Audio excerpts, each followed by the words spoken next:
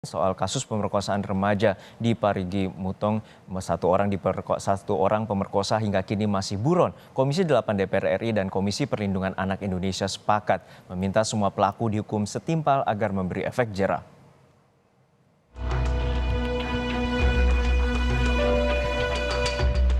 Dari 11 pelaku perkosaan remaja perempuan di Parigi Mutong, Sulawesi Tengah, polisi telah menangkap 10 pelaku. Sementara itu, satu tersangka lainnya hingga kini masih buron. Ironisnya, latar belakang profesi pelaku justru berasal dari orang yang seharusnya memberi perlindungan pada korban yang berstatus anak di bawah umur. Para tersangka diantaranya kepala desa, guru, bahkan polisi. Ibda MKS jadi tersangka paling terakhir yang ditetapkan polisi setelah hampir sepekan diperiksa sebagai saksi. Ibda MKS pun kini ditahan di Rutan Polda, Sulawesi Tengah. Untuk anggota Brimobnya sendiri, oknum Brimobnya sendiri, sudah dilakukan penetapan tersangka segelar perkara, kemudian dilakukan penahanan di Rutan Polda Sulawesi Tengah. Anggota Komisi 8 DPR RI, Aceh Hasan Syadzili, mengecam pemerkosaan anak.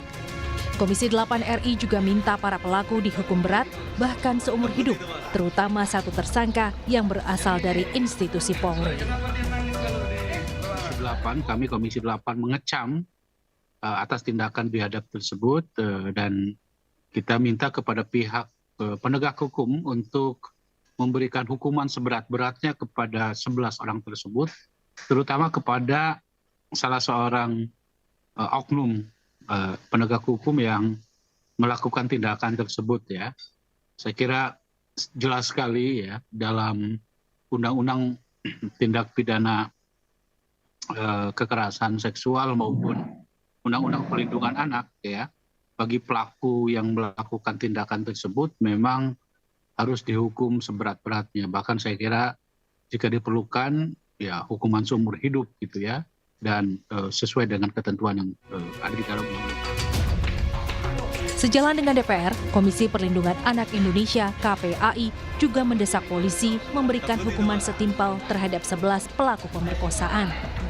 Komisi Perlindungan Anak Indonesia juga menolak keras jika kasus kekerasan seksual disebut sebagai perbuatan persetubuhan yang saling menyetujui, sehingga kasusnya bakal terlihat ringan.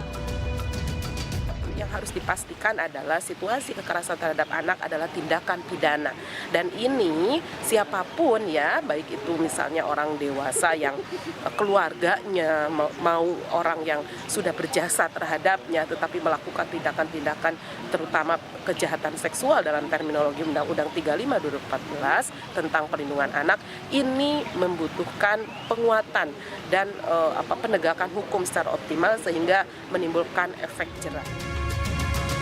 Sementara korban perkosaan kini masih menjalani terapi pemulihan fisik maupun psikologis di Rumah Sakit Undata Palu. Dokter menyebut ada tumor di rahim korban kurang lebih 6 cm. Dokter menambahkan masih akan ada pemeriksaan lanjutan di Rumah Sakit Polda Sulawesi Tengah.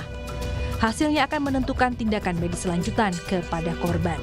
Bahwa pasien tersebut ada massa ya di sekitar rahim kurang lebih 6 cm, ada kesamaan yang sesuai dengan rujukan dari POSO dengan yang diperiksa tadi oleh tim dokter.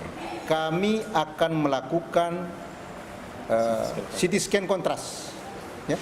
Jadi kelanjutannya adalah pemeriksaan lanjutnya adalah CT scan kontras, yang insya Allah akan dilakukan mungkin di CT scan Polda. Nanti hasil dari pemeriksaan itulah nantinya apa yang akan dilakukan sesuai dengan hasil dari CT scan kontras. Tak hanya pemulihan kondisi fisik dan psikis korban, Komisi 8 DPR RI juga berharap korban mendapatkan pemulihan hingga ia dapat kembali berbaur dengan masyarakat, mendapat pengasuhan dan pendidikan yang layak.